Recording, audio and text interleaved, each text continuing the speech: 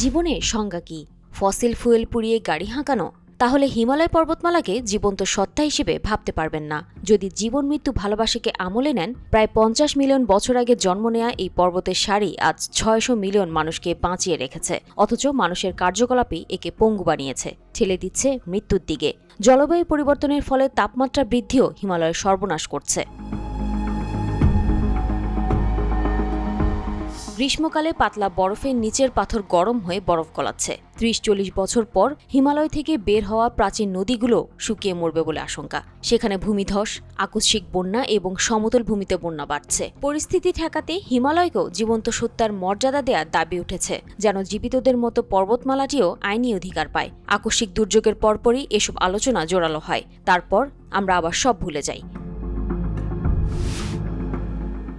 Small আইস এজে রেখে যাওয়া হিমালয়ের হিমবাহে 400 থেকে 700 বছর আগেও যা ছিল তা থেকে 40% কমে গেছে। অর্থাৎ হিমালয়ের বরফ গলা পৃথিবীর যে কোনো পার্বত্য অঞ্চলের চেয়ে দ্রুত ঘটছে।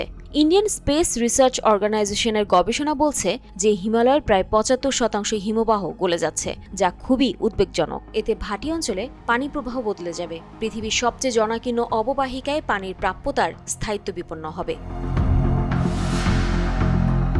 প্রায় 210 মিলিয়ন মানুষ হিমালয়ের হিন্দুকুশ অঞ্চলে বাস করে। ভাটির 1.3 বিলিয়ন মানুষ সেখানকার সুপেয় পানি প্রবাহের উপর নির্ভরশীল। জলবায়ুর এমন পরিবর্তন হিমালয় দেশগুলোর উপর নির্ভরশীল দেশগুলোর জন্য গুরুতর পরিণতি ঘটাবে। হিমালয় থেকে আসা 200-এরও বেশি নদী সাম্প্রতিক বছরগুলোতে শুকিয়ে গেছে। গত কয়েক দশকে হিমালয়ের হিমবাহে ঢাকা 25% এলাকা হ্রাস পেয়েছে। সাম্প্রতিক বছরগুলোতে পশ্চিম হিমালয় অঞ্চলে গড় তাপমাত্রা 1.6 ডিগ্রি এবং পূর্ব হিমালয় অঞ্চলে 1.49 ডিগ্রি সেলসিয়াস বেড়েছে। হিমালয় থেকে পানি প্রবাহ হ্রাস খাদ্যশস্যের উৎপাদনে খারাপ প্রভাব ফেলবে। বিষয়টি আশঙ্কাজনক, কারণ পৃথিবীর মোট শস্য উৎপাদনের 11% একা ভারতই করে। দেশটি শস্যের দ্বিতীয় সর্বোচ্চ রপ্তানিকারক। কৃষকরা যারা সেচের জন্য নদীর পানি ব্যবহার করে, তারা ভবিষ্যতে বর্তমানে 3টির পরিবর্তে শুধু 2টি ঋতুতে ফসল উৎপাদন করতে পারবে।